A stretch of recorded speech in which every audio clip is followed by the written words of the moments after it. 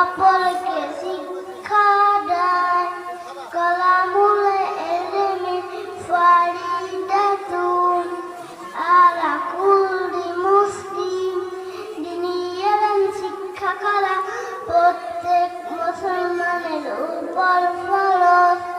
7 নম্বর